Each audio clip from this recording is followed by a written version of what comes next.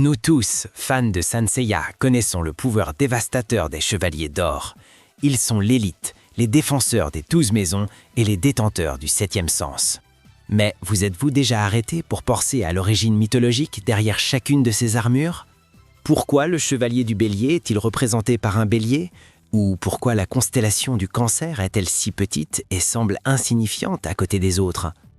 Aujourd'hui, nous allons plonger profondément dans la mythologie grecque pour comprendre l'histoire réelle qui a donné vie aux 12 protections dorées. Préparez votre cosmos, car le voyage commence maintenant.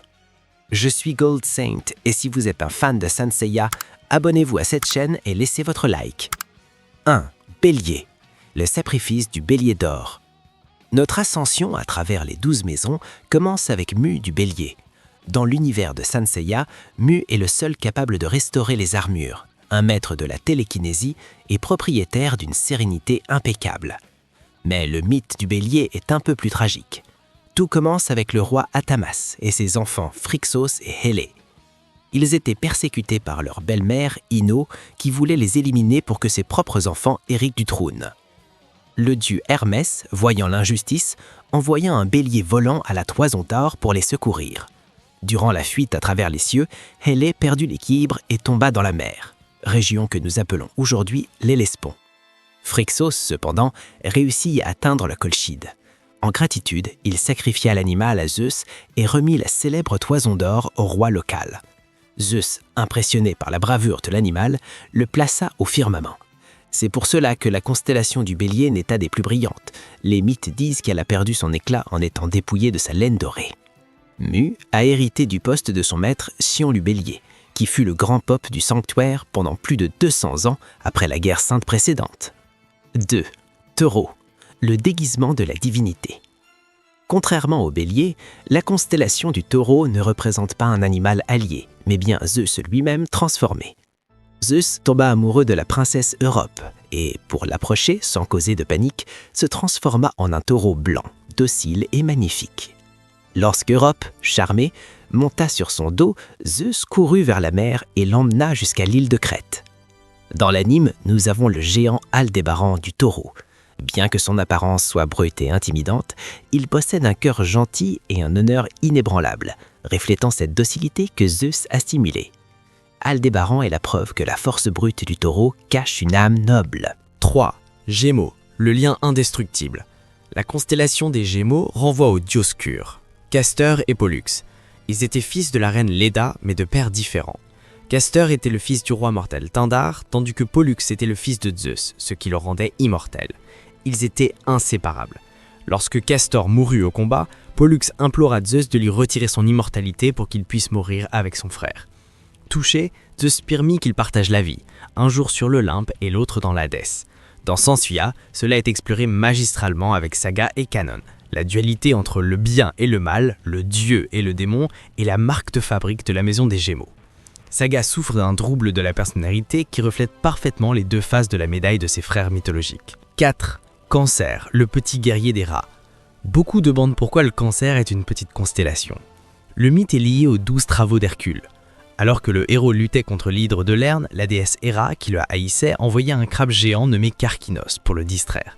Le crabe mordit le talon d'Hercule, mais fut écrasé instantanément par le héros.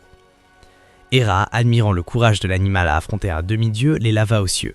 En contrepartie du mythe de courage, le chevalier Masque de Mort est dépeint comme quelqu'un de cruel et qui décore sa maison avec les visages de ses victimes. Curieusement, le faible éclat de la constellation s'accorde avec l'atmosphère sombre du sanctuaire du Cancer. 5. Lion, la bête de Némée. Ici, nous avons le lion de Némée, une autre victime d'Hercule. Cette bête avait une peau impénétrable. Hercule dut l'étrangler à main nue et ensuite utilisa la propre griffe de l'animal pour l'écorcher, commençant à utiliser sa peau comme armure. Aeolia du lion incarne cette force. Son coup, l'éclair de plasma, est véloce et dévastateur comme l'attaque d'un prédateur. Aeolia est le symbole de courage inébranlable, toujours prêt à protéger la justice, quoi qu'il en coûte. 6. Vierge, la pureté d'Astrée.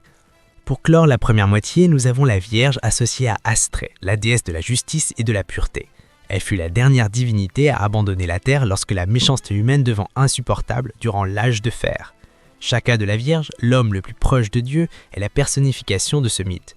Il cherche l'illumination et la pureté spirituelle, gardant ses yeux fermés pour accumuler de cosmos, agissant comme un juge des âmes au sein des 12 maisons. 7.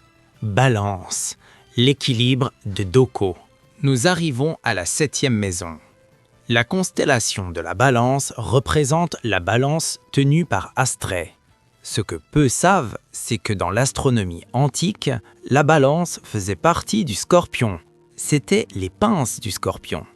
Dans l'anime, l'ironie est délicieuse. La Balance est la constellation la plus jeune, ajoutée en dernier au zodiaque, mais appartient au chevalier le plus vieux, Doko de la Balance, le vieux maître. L'armure de la Balance est la seule qui possède 12 armes, mais elles ne peuvent être utilisées qu'avec la permission d'Athéna ou du chevalier de la Balance dans des cas d'extrême justice. Doko a survécu à la guerre sainte de 1743 grâce au Misopétamenas, un don d'Athéna qui a permis à son cœur de ne battre que 100 000 fois par an, le gardant jeune pendant des siècles, alors qu'il surveillait la tour des spectres d'Hadès. 8. Scorpion, le chasseur d'Orion.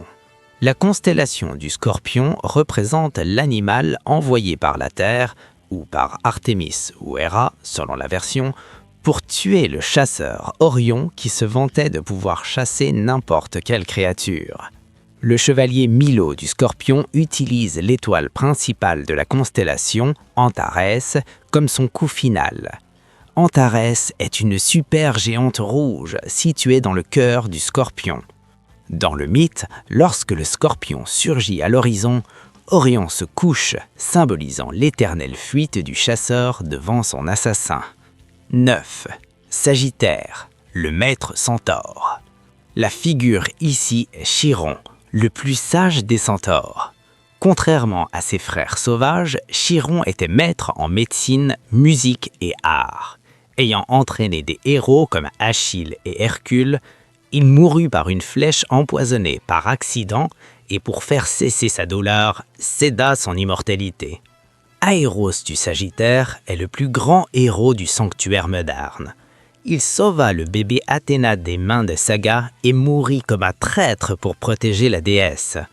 Son esprit vit dans l'armure d'or, qui apparaît toujours à aider Seiya dans les moments critiques. L'arc et la flèche du Sagittaire sont le symbole suprême d'espoir. Capricorne, la nourrice de Zeus. Il représente la nymphe Amalthée, souvent vue comme une chèvre. Elle prit soin de Zeus pendant qu'il se cachait de son père, Cronos, qui voulait le dévorer. Une de ses cornes se brisa, se transformant en la cornucopia, la corne d'abondance. Le chevalier Shura du Capricorne détient l'épée sacrée Excalibur dans ses bras et ses jambes. Dans l'œuvre de Masami Kurumada, Shura est le chevalier le plus fidèle à Athéna, bien que dans l'anime original, il ait été trompé par Saga. La droiture et la dureté de la corne de la chèvre se traduisent dans la lame tranchante de Shura. Verseau, les chansons des dieux. Le Verseau est Ganymède, le prince de Troie qui était si beau que Zeus se transforma en aigle pour l'enlever et l'emmener sur l'Olympe. Là, il servait le nectar aux dieux. Camus du Verseau, le maître de yoga, utilise la glace comme arme. L'urne du Verseau dans l'anime est représentée par le coup Exécution de l'aurore, où le chevalier positionne ses bras en forme de jarre pour tirer le zéro absolu. Camus est froid comme la glace qu'il manipule, mais ses intentions sont toujours tournées vers la maturation de son élève. Poisson, le lien mère et fils. Enfin, la dernière maison est protégée par Aphrodite des poissons.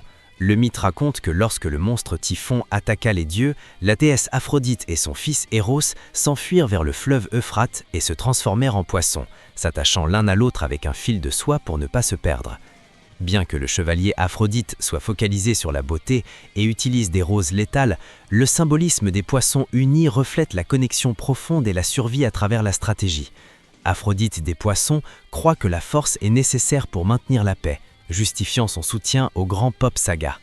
Alors, qu'avez-vous pensé de ce voyage mythologique à travers les étoiles?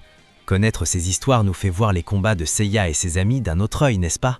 Chaque armure porte des millénaires de légendes et de sacrifices. Vous avez aimé le contenu? Si vous voulez que j'apporte un dossier complet sur la hiérarchie des armures d'argent ou l'histoire des guerriers divins d'Asgard, laissez-le ici dans les commentaires. Si vous voulez approfondir encore plus l'univers des chevaliers du zodiaque, abonnez-vous à la chaîne et laissez votre like. Et faites partie du plus grand sanctuaire de tous les chevaliers.